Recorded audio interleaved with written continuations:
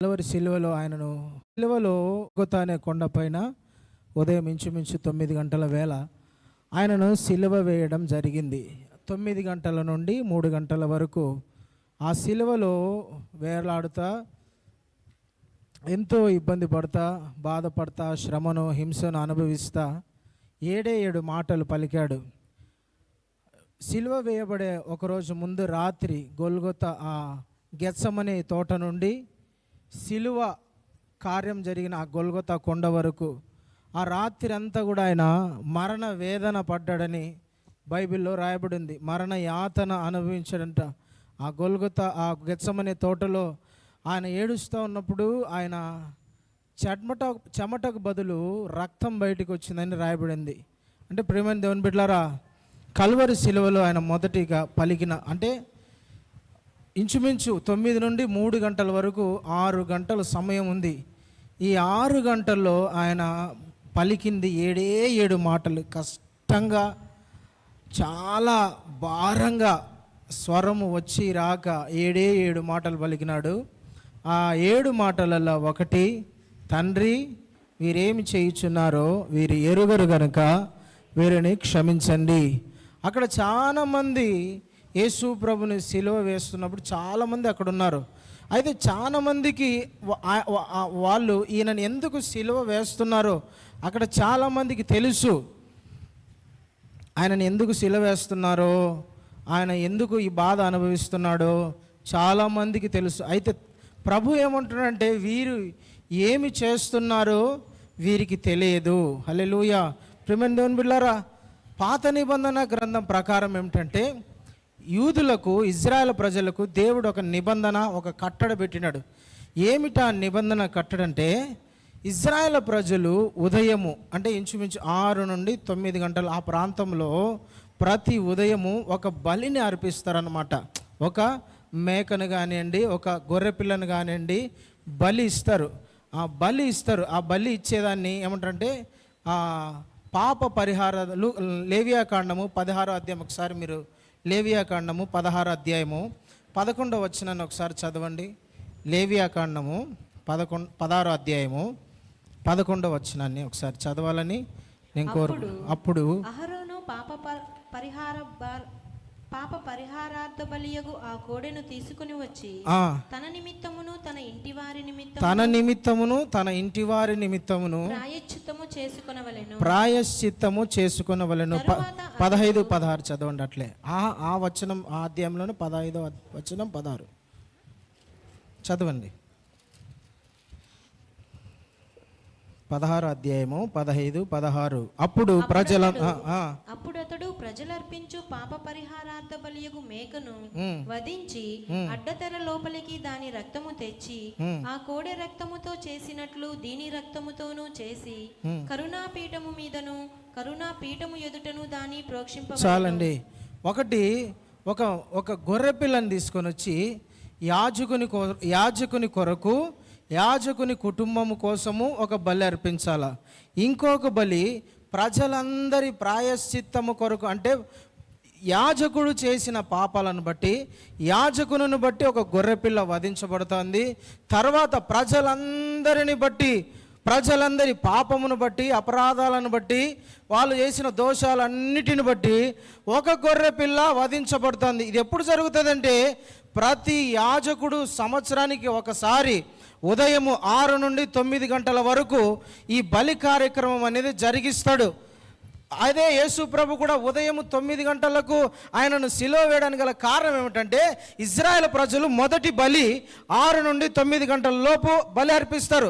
సాయంకాలపు బలి 3 నుండి 6 గంటల లోపు వాళ్ళు సాయంకాలపు బలి ముగిస్తారనమాట. వీళ్ళకు తెలుసు ఏమని, మేము చేసిన పాపాలను బదులు, మేము చేసిన అతిక్రమాలను బట్టి, మేము చేసిన తప్పులను బట్టి, మేము చేసిన చెడ్డ పనులను బట్టి, లేదంటే మేము దేవునికి ఎదురు తిరగడం వలన, దేవునికి నచ్చకపోవడం వలన, సంథింగ్ దేవునికి ఏదో అపరాధంగా మేము కనపడుతున్నాం కాబట్టి మాకు బదులుగా మా పాపాలకు బదులుగా ఈ గొర్రె పిల్లను మేము వధిస్తున్నాము. ప్రజలందరి దోషాలు పోవాలని, ప్రజలందరి పాపాలు పోవాలని, ప్రజలందరి ప్రజలందరికీ విమోచన కలగాలని మాకు బదులు ఈ గొర్రె పిల్లను మేము అర్పిస్తున్నాము. దానికి యాజకుడు గుర్తుగా ఇది పెడతాడు. యేసు ప్రభు బైబిల్లో రాయబడింది, గొర్రెల యొక్కయు మేకల యొక్కయు ఎడ్ల యొక్కయు రక్తము మనుషుని పవిత్రపరచు గాని స్వయాన దేవుని రక్తమే ప్రతి ఒక్కరి పాపము నుండి పవిత్రపరచును అని ఉంటుంది. హెబ్రీ పత్రిక 10వ అధ్యాయం మీరు చదివినట్టయితే మొదటి 6 వచనాలలో ఆ మాట రాయబడి ఉంటుంది. జంతువుల యొక్క రక్తము మనిషిని పాపమును పవిత్రపరచలేదు. అయితే ఎవరి రక్తము ప్రతి వ్యక్తి పాపం నుండి పవిత్రపరచగలదంటే స్వయాన దేవుని యొక్క రక్తమే మనిషి పాపం నుండి పవిత్రపరుస్తుంది. హల్లెలూయా. ధర్మశాస్త్రంలో పాత నిబంధన కాలంలో ఇశ్రాయేలు ప్రజలు, యూదులు, వాళ్ళు చేసిన పాపాలకు బదులు ఒక గొర్రె పిల్లను అర్పించేవాళ్ళు. మన దేశంలో ఉన్న ప్రజలు, లేదంటే చాలా సంస్కృతిలో ఉన్న ప్రజలు, చాలా దేశంలో ఉన్న ప్రజలు ఏం చేసేవాళ్ళంటే మనుషుల యొక్క పాపాలు పోవాలని, మనుషుల పాపముల నుండి విమోచించబడాలని వాళ్ళు ఏం చేసేవాళ్ళంటే బలులు అర్పించేవాళ్ళు. గొర్రెలను, మేకలను, కోడెలను, లేకోకుండా సంథింగ్ వాళ్ళ స్తోమతను బట్టి పావురాలను అర్పించేవాళ్ళు. అయితే ప్రియమైన దేవుని బిడ్డలారా, మనిషి యొక్క పాపము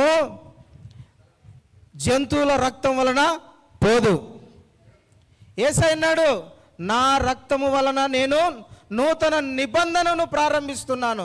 హల్లెలూయా. దేవునికి స్తోత్రం కలుగును గాక. యోహాన్ అంటాడు యేసు ప్రభుని చూసి, ఇదిగో లోక పాపమును మోసుకొని పోయే దేవుని గొర్రెపిల్ల. ఈయన మనందరి పాపమును, లోకములో ఉన్న ప్రతి ఒక్కరి పాపములను నిమిత్తమై ప్రాయశ్చిత్తము చేయబోయే గొర్రెపిల్లగా ప్రభు అయిన యేసుక్రీస్తు దేవుడు శరీరధారిగా భూమి మీదికి దిగి వచ్చాడు మనుషులందరి పాపాలకు బదులు ఆయన మరణించడానికి. అయితే చాలా మందికి అక్కడ ఉన్న వాళ్ళకు, ధర్మశాస్త్రోపదేశకులు కానీ, యాజకులు కానీ, శాస్త్రులకు కానీ, వాక్యం తెలిసిన వాళ్ళకు కానీ అక్కడ తెలియదు ఏంటంటే యేసు ప్రభు దేవుడే శరీరధారిగా మా కొరకు మరణించడానికి, మా పాపాలకు బదులు ప్రాయశ్చిత్తం చేయడానికి, మమ్మల్ని పరలోకానికి నడిపించడానికి, మా పాపముల నుండి విమోచించడానికి దేవుడే గొర్రెపిల్లగా వచ్చాడన్న విషయము వాళ్ళకు తెలియదు. వాళ్ళు ఇంకా ఏమనుకుంటున్నారంటే మా పాపములు గొర్రెపిల్ల ఏదో మేము అర్పించే బలుల వల్ల పోతున్నాయి అని అనుకుంటున్నారు. కానీ వాళ్ళకు అర్థం కావడం లేదు ఏంటంటే ప్రభువే, దేవుడే శరీరధారిగా భూమి మీదకి దిగి వచ్చినాడన్న విషయం వాళ్ళకు తెలియడం లేదండి. హల్లెలూయా. యేసు ప్రభు సిలువ వేయబడే ఆ 2 రోజుల ముందు కూడా ఒక యాజకుడు కూడా ప్రవచిస్తాడు. యోహాను సువార్త 12వ అధ్యాయం 11వ అధ్యాయం, యోహాను సువార్త 11వ అధ్యాయం 50-51 ఒకసారి చదవండి. యోహాను రాసిన సువార్త 11వ అధ్యాయం. మన జనమంతయు నశింపకుండా, చూడండి, మన జనమంతయు నశింపకుండానట్లు ఒక యాజకుడు చెప్తున్న మాట. మన జనమంతయు నశింపకుండానట్లు ఒక మనుష్యుడు ప్రజల కొరకు చనిపోవుట మీరు ఉపయుక్తమని ఆలోచించుకొన అని వారితో చెప్పెను. తనంతట తానే ఇలాగ చెప్పలేదు గాని ఆ సంవత్సరము యేసు ఆ జనము కొరకు మాత్రమే గాక చెదరిపోయిన దేవుని పిల్లలను ఏకముగా సమకూర్చుటకును చావనై ఉన్నాడని ప్రవచించాడు. చాలండి. హల్లెలూయా. ఒక యాజకుడు ప్రవచిస్తున్నాడు. తనకు కూడా తెలియదు ఆ మాట ఏమిటండి, ఇక్కడున్న మన ప్రజలందరి కోసము ఒక మనిషి చనిపోవడము, మన ప్రజలందరూ కాపాడబడాలంటే, మన ప్రజలందరూ రక్షించబడాలంటే, మన ప్రజలందరూ విమోచించబడాలంటే మన కొరకు ఒక మనిషి, ఒక మానవుడు చనిపోవుట మనకు ఉపయుక్తం అని తనకు తెలియకోకుండానే ప్రవచిస్తున్నాడు. అక్కడ పాత నిబంధనలో యాజకులు బలి అర్పించేవాళ్ళు. ఇక్కడ చూడండి, ఈ యాజకుడు ఏం చెప్తున్నాడు, మన ప్రజలందరూ విమోచించబడాలంటే, అంటే భూమి మీద ఉన్న ప్రతి మనిషి రక్షించబడాలంటే, కాపాడబడాలంటే, నరకము నుండి తప్పించబడాలంటే మనుషులందరి కొరకు ఒక మనిషి చనిపోవాలి, ఒక వ్యక్తి చనిపోవాలా. ఆయన ఎవరై ఉండాలా? స్వయాన సృష్టికర్త ఉండాలా, రాజాది రాజు, సర్వ సృష్టికి ఆధారభూతుడు, సర్వలోకాన్ని మాట ద్వారా చేసిన దేవుడు, ఆయనే ప్రజలందరి కొరకు మరణించాలా అని ఒక యాజకుడు తనకు తాను తెలియకోకుండానే పరిశుద్ధాత్మ దేవుని ప్రేరేపణ ద్వారా ప్రవచిస్తూ ఉన్నాడు. హల్లెలూయా, హల్లెలూయా. ప్రియమైన దేవుని బిడ్డలారా, వాళ్ళు ఏం చేస్తున్నారు వాళ్ళకు తెలియదు. అంటే వాళ్ళు ఒక మనిషికి చేసినట్టు చేస్తున్నాం అనుకుంటున్నారు. కానీ వాళ్ళకి తెలియదు ఏంటంటే దేవుడే వాళ్ళందరి కొరకు మరణిస్తున్నాడు, ప్రాణం పెడుతున్నాడు.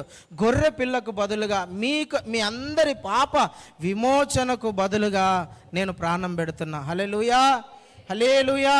అక్కడున్న ప్రజలకు సిలువ వేసేటప్పుడు, సిలువలో ఉన్నప్పుడు చాలా తెలియదా, యేసు ప్రభుని రాత్రి యాజకుని దగ్గరికి తీసుకొని వచ్చినారు, ప్రధాన యాజకుని దగ్గరికి తీసుకొని వచ్చినారు.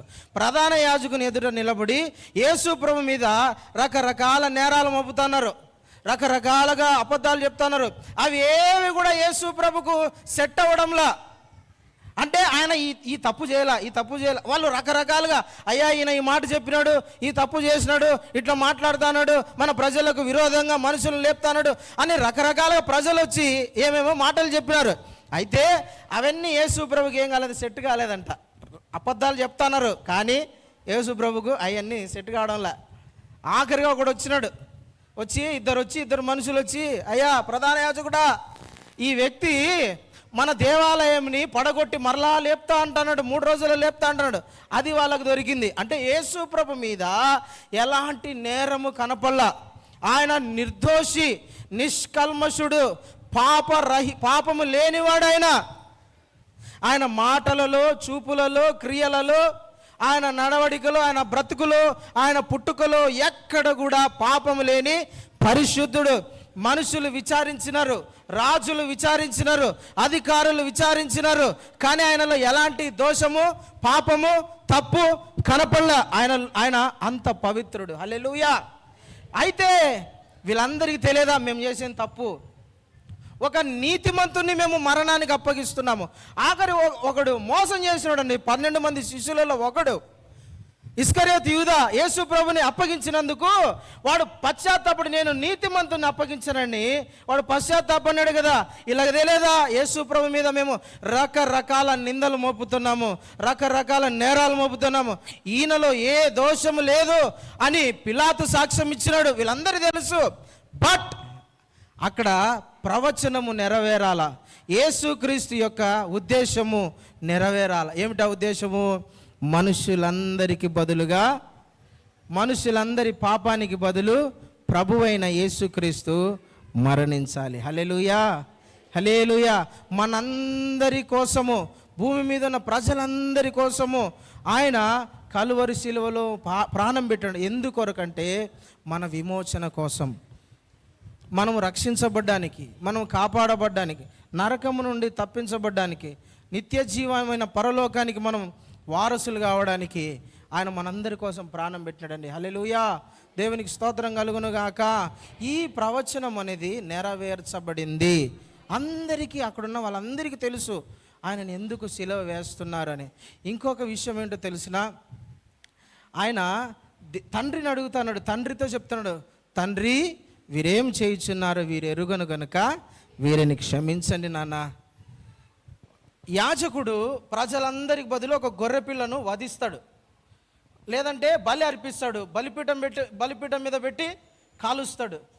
వీళ్ళు పాపం చేసి లేదంటే అపరాధాలు చేసి దేవుని ఎదురు నిలబడినప్పుడు ఈ రక్తం ఏం చేస్తుంది తెలిసిన, వాళ్ళని ఆపుతుంది. తండ్రి, నాన్న, దేవా, సృష్టికర్త, ఇదో ఇలా పాపాలకు బదులు నేను మరణించిన, ఏదో తెలుసో తెలియక చేసి ఉంటారు కానీ క్షమించు ప్రభువా అని ఆ గొర్రెపిల్ల మనకు బదులుగా ప్రాణం పెట్టింది కదా.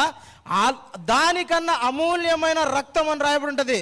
దానికన్నా అమూల్యమైన రక్తం, వెండి బంగారముల చేత మీరు విమోచింపబడలేదు కానీ గొర్రెపిల్ల వంటి పరిశుద్ధమును నిష్కలంకమైన రక్తము చేత మీరు విమోచించబడ్డారు. పేతురు మొదటి పత్రిక 1వ అధ్యాయం 17వ వచనంలో రాయబడి, యేసుక్రీస్తు మనకు బదులు, అటుపక్క సృష్టికర్త అయిన దేవుడు, ఇటుపక్క మనుషులు, ఆయనకు మనకు మధ్య ఆయన నిలబడ్డాడు. ఆయన సిలువలో వేలాడుతున్నాడు, రక్తం కారుతుంది, ప్రాణము పోతుంది.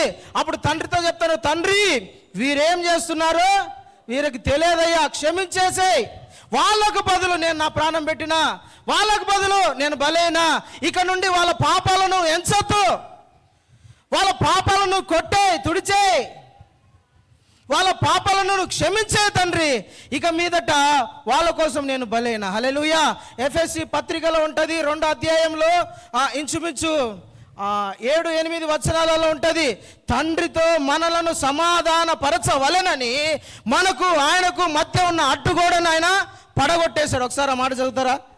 ఎఫెసీలోకి రాసిన పత్రిక 2వ అధ్యాయము 14వ వచనం చదవండి అమ్మా. ఆయన మన సమాధానమై ఉండి. చూడండి, ఆయన ఎవరు? ఆయన యేసుక్రీస్తు మన సమాధానమై ఉండి. మీకును మాకును సమాధానం అంటే ఏంటో తెలిసిన? నాన్న కొడుకు కొట్లాడుకున్నారండి, లేదంటే నాన్నకు విరోధంగా కొడుకు ఏదో తప్పు చేసినాడు. నాన్న ఏం చేస్తాడు? గట్టి నా దగ్గర నుంచి పోరా అంటాడు. ఈడేం చేస్తాడు? భయపడి పక్కకి వెళ్ళిపోతాడు. చాలా రోజులు కనపడ్డు నాయనకు ఎదురుపడ్డు. ఎందుకంటే ఇడు చేసిన తప్పు, ఇడు చేసింది పొరపాటు, నాయనకు విరోధంగా ఉన్నాడు. అప్పుడు ఏం చేస్తాడు తెలిసిన? ఒక మధ్య వ్యక్తి, ఒక అమ్మనో లేదంటే అన్ననో ఏం చేస్తారంటే, అరే నేను ఉండారా తమ్ముడు, నువ్వు ఎందుకు భయపడతావు? నాన్నతో నేను మాట్లాడతారా? నాన్నతో నేను రాజీ పరుస్తారా? నువ్వు ఎందుకు ఊర్లో ముడిపడి తిరుగుతావు? ఎట్లంటే అట్లా నీ జీవితాన్ని పాడు చేసుకుని నేను వస్తారా అంటే, చదవండి, దేవునికి మనకు సమాధానమయ్యుండి మీకును మాకును ఉన్న భేదమును అనగా విధి రూపకమైన ఆజ్ఞల గల ధర్మశాస్త్రమును తన శరీరమందు కొట్టివేయుట చేత మధ్య గోడను పడగొట్టి అది హల్లెలూయా తండ్రిని అంటే సృష్టికర్త అయిన దేవుణ్ణి మానవుణ్ణి ఏకం చేసినాడంట ప్రభు అయిన యేసుక్రీస్తు. హల్లెలూయా. మధ్య ఉన్న భేదం, మధ్య ఉన్న అసమాధానం, దేవునికి మానవునికి ఉన్న మధ్య ఉన్న ఏదైతే మంచి సంబంధం లేదో ప్రభు అయిన యేసుక్రీస్తు ఏం చేసినా తెలిసిన? మధ్యవర్తిగా మనందరి కోసము ఆయన కలవరి శిలువలో మరణించి ప్రాణం పెట్టి మనల్ని ఆయనని కలిపినాడండి. Praise the Lord. హల్లెలూయా. అందుకని ఆయన కలవరి శిలువలో ఆయన వేలాడింది మధ్యలో, మనకు ఆయనకు మధ్యవర్తిగా ఉన్నాడు. అందుకని ప్రభు చెప్తున్న మాట అంటే, తండ్రి వీళ్ళు ఏం చేస్తున్నారో వీళ్ళకి అన్నీ తెలుసు, నేరం మోపినారని తెలుసు, నేను చేయని తప్పు కూడా వీళ్ళు నా మీద తప్పుడు మోపుతున్నారని తెలుసు, అన్నీ తెలుసు. బట్ ఏమంటాడు తెలిసిన? వీరేం చేయించున్నారు వీరెరుగరు తండ్రి. అస్సలు ఆ మాట పలకాలంటే భూమి మీద ఎవనికి ఆ దమ్ము సరిపోదు. వీళ్ళు ఏం చేస్తున్నారో వీళ్ళకి తెలియదు కదా, వీళ్ళకి తెలియదు, వీళ్ళని వదిలేసేయి, వీళ్ళని క్షమించు, వీళ్ళ పాపాలను మన్నించు. ఆ మాట చెప్పాలంటే ఎంత ఎంత ఇది ఉండాలా? మన ప్రభు అయిన యేసుక్రీస్తు ప్రేమని దేవుని బిడ్డ తనకు ద్రోహం చేసిన వాళ్ళను, తనకు అన్యాయం చేసిన వాళ్ళను, తన మీద నేరాలు మోపిన వాళ్ళను కూడా ఈ ప్రభు ఏం చేస్తున్నాడు తెలిసిన? క్షమిస్తా అన్నాడు. Praise the Lord. యేసుక్రీస్తు మనకు రాయబడిన మాట, క్రీస్తుకు కలిగిన ఈ మనసు మీరును కలిగి ఉండండి. ఏమిటా మనసు? యేసుక్రీస్తు కలిగి ఉండే మనసు ఏమిటి? మనం ఏ మనసు కలిగి ఉండాలా? ఏ మనసుతో మనం ఉండాలా? యేసుక్రీస్తు ఏ మనసు కలిగి ఉన్నాడో ఆ మనసు మనం కలిగి ఉండాలా. దేవుని బిడలము అని చెప్పుకుంటా, బాప్తిజం పొంది, మారు మనసు పొంది, సంఘానికి వస్తా, ప్రభు బల్లారాధనలో పాల్గొంటా, పాటలు పాడుతూ ఆరాధన చేసి మంచిది. అయితే దేవుని మనసు నీకు లేకపోతే, ప్రభు మనసు నీకు లేకపోతే నువ్వు ఆయన బిడ్డవు కావు. నువ్వు ఆయన బిడ్డవు కావాలంటే, ఆయన దాసుడు ఆయన కుమారునివి కావాలంటే ఆయన మనసు నీకు రావాలి. దేవునికి స్తోత్రం. హల్లెలూయా. ఆయన మనసు నీకు రావాలి. క్రీస్తుకు కలిగిన క్షమాపణ కలిగిన మనస్సు రావాలి. మనందరిలో ఈ మనస్సు రావాలి. ఏ మనసు అంటే? క్షమించగలిగిన మనస్సు. Praise the Lord. హల్లెలూయా. అందుకనే ప్రార్థన చేసుకోండి, ప్రార్థన చేద్దాం మనం అందరం కూడా. ప్రభు, నేను కూడా నీలాగా నా శత్రువులను, నాకు అన్యాయం చేసిన వాళ్ళని, నా మీద తిరుగుబాటు చేసిన వాళ్ళని కూడా నేను నీలాగా క్షమించగలిగిన నీలాంటి మనసు నాకు ఈ ప్రభు అని ప్రార్థన చేద్దాం. ప్రభు ఈ మాటలు దీవించి ఆశీర్వదించునుగాక. ఆమేన్. నాకు ఇచ్చిన ఈ అవకాశాన్ని బట్టి కిషోర్ అన్నకు, అజయ్ అన్నకు నా హృదయపూర్వకమైన వందనాలు తెలియజేస్తున్నాను. హల్లెలూయా. మరి మొదటి మాట గాను ప్రార్థన